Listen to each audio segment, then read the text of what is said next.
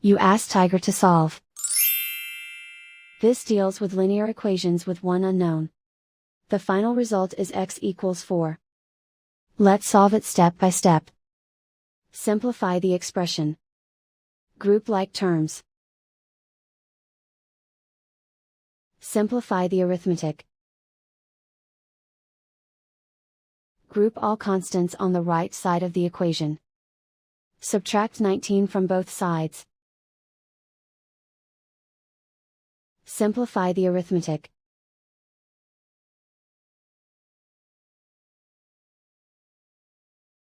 Isolate the x. Divide both sides by -7.